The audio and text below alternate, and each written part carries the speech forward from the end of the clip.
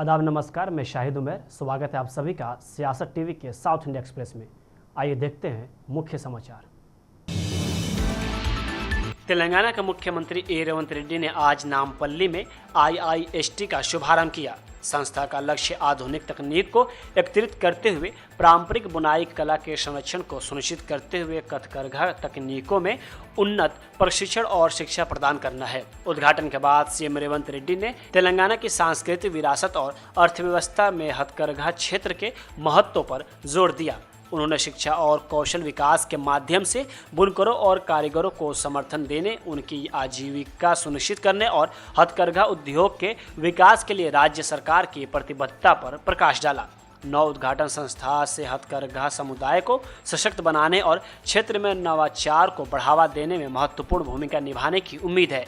इस कार्यक्रम में कई सरकारी अधिकारी और उद्योग विशेषज्ञ उपस्थित थे।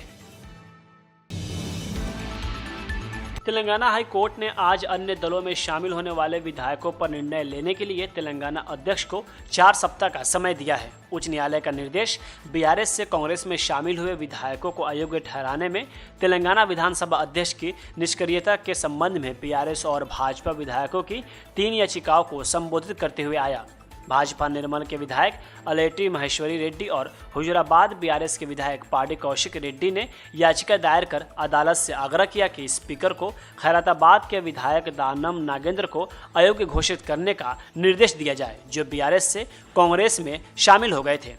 महेश्वर रेड्डी ने पहले स्पीकर के कार्यकाल में एक याचिका प्रस्तुत करने की कोशिश की थी, हालांकि उन्हें कथित तौर पर किसी भी पावती से इनकार कर दिया गया था। कुनापांडु विवेकानंद ने भी कांग्रेस में शामिल होने वाले पूर्व BRS विधायकों भद्राद्री कोडागुडेम के विधायक वेंकट राव तेलम और घनपुर के विधायक कादियाम श्रीहरि को अयोग्य ठहराने की मांग करते हुए एक याचिका दायर की थी।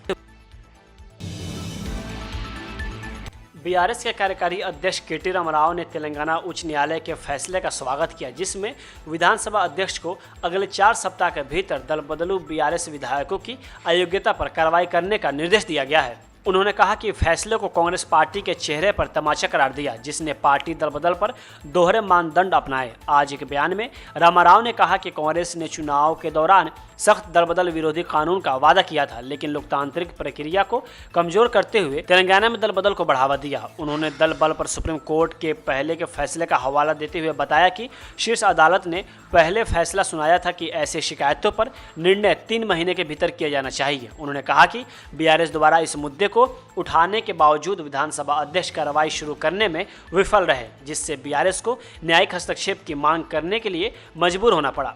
शुरू से ही हमारा दृढ़ विश्वास था कि अदालत में न्याय होगा और उच्च न्यायालय के इस फैसले के न्यायपालिका में हमारे विश्वास की पुष्टि की है। उन्होंने कहा कि दल बदलू विधायक दानम नागेंद्र को B फॉर्म देकर लोकतंत्र का मजाक उड़ाने वाली कांग्रेस ने सबक सीख लिया है। BRS के कार्यकारी अध्यक्ष KT रामाराव ने कांग्रेस नेता राहुल गांधी पर सीधा हमला बोला और उन पर दोहरे मानदंड अपनाने का आरोप लगाया।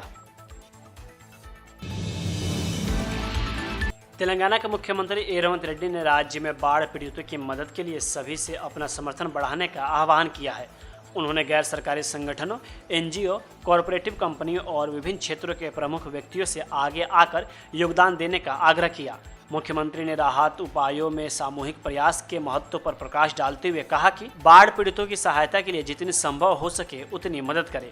यह मानवता दिखाने का समय है। तेलंगाना मुख्यमंत्री राहत कोष में दान, online banking, cheque, demand draft के माध्यम से या UPI भुगतान ऐप का उपयोग करके QR कोड को स्कैन करके किया जा सकता है। अपने कॉरपोरेटिव सामाजिक जिम्मेदारी पहल के तहत योगदान देने की इच्छुक कॉरपोरेट संस्थाएं भुगतान के लिए प्रदान किए गए दूसरे QR कोड का उपयोग कर सकती है। तेलंगाना में भारी बारिश और बाढ़ से जान माल में भारी नुकसान को देखते हुए कांग्रेस विधायकों, MLC और सांसदों ने बाढ़ राहत के लिए अपने 2 महीनों का वेतन दान करने का फैसला किया है। तेलंगाना में भारी बारिश और बाढ़ से जान माल के भारी नुकसान को देखते हुए कांग्रेस विधायकों, MLC और सांसदों ने बाढ़ राहत के लिए अपने 2 महीने का वेतन दान करने का फैसला किया है। मुख्यमंत्री ए रेवंत रेड्डी और तेलंगाना प्रदेश कांग्रेस कमेटी के अध्यक्ष महेश कुमार गौड़ के सुझाव पर विधायी मामलों के मंत्री श्रीधर बाबू ने तेलंगाना कांग्रेस के निर्वाचित प्रतिनिधियों के फैसले की घोषणा की, जिन्होंने बाढ़ राहत कार्यों के लिए अपना वेतन दान करने का फैसला किया।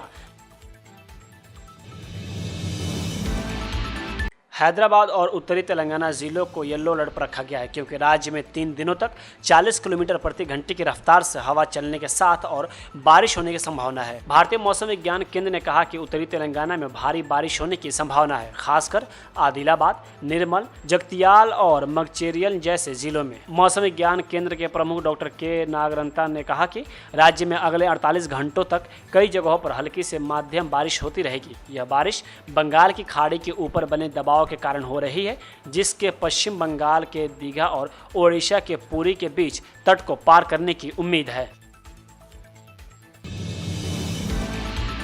बुनकरों को बड़ी राहत देते हुए मुख्यमंत्री रेवंत रेड्डी ने आज राज्य के बुनकरों के 30 करोड़ रुपए के हथकरघा ऋण माफ करने की घोषणा की। उन्होंने कहा कि बुनकर भी किसानों की तरह समान और महत्वपूर्ण है। उन्होंने कहा कि 30 करोड़ रुपए के ऋण माफ करने से बुनकरों को बड़ी राहत मिलेगी। IIST के उद्घाटन के अवसर पर उन्होंने कहा, मैं आपके बड़े भाई की तरह आपकी समस्याओं को हल करने के लिए हमेशा तैयार रहूंगा। परेशान बुनकरों की आंखों में खुशी देखने के लिए राज्य सरकार ने 290 करोड़ रुपए का लंबित बकाया जारी किया। BRS शासन के दौरान हथकरघा को बढ़ावा देने के नाम पर फिल्म अभिनेताओं के साथ केवल हंगामा और प्रचार किया जाता था और बुनकर समुदाय कभी भी आत्मसम्मान के साथ खुशी से नहीं जी पाते थे। वही आगे उन्होंने कहा कि बुनकरों की दयनीय स्थिति जस की तस बनी हुई है। BRS सरकार ने बटुकम्मा साड़ियों के भुगतान के लिए बकाया राशि जारी करने में भी देरी की, लेकिन कांग्रेस सरकार ने बिना किसी राजनीति के धन जारी किया और संघर्ष तर्क सिलसिला श्रमिकों का समर्थन किया। राज्य में 63 लाख स्वयं सहायता समूह के सदस्य पंजीकृत हैं, इसलिए कांग्रेस सरकार ने प्रत्येक समूह सदस्य को हर साल 2 साड़ियां वितरित करने का निर्णय लिया। आंध्र प्रदेश में बाढ़ से मरने वालों की संख्या बढ़कर 45 हो गई है और अधिकारियों ने 12 और लोगों की मौत की सूचना दी है। न्यूनतम मौतों में से 10 विजयवाड़ा से और 2 एलुरु जिले में दर्ज की गई हैं। पिछले सप्ताह की भारी बारिश और बाढ़ से प्रभावित क्षेत्रों में बाढ़ का पानी घटने के साथ शव बरामद होने के कारण मरने वालों की संख्या बढ़ रही है।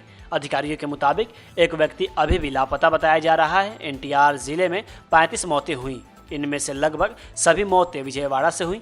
गुंटूर जिले में 7 लोगों की मौत हो गई है। एलुरु जिले में 2 और पलनाडु जिले में 1 व्यक्ति की मौत हो गई है। राज्य सरकार द्वारा जारी स्थिति नोट के अनुसार भारी बारिश और राहत शिविरों से 7 जिलों के 6.44 लाख लोग प्रभावित हुए हैं। कुल 48,528 लोगों को 246 राहत शिविरों में ट्रांसफर किया गया। अकेले NTR जिले में 2.67 लाख लोग प्रभावित हुए। 97 राहत शिविरों में से 61 बंद कर दिए गए हैं। कृष्णा जिले में कुल 2.37 लाख लोग प्रभावित हुए।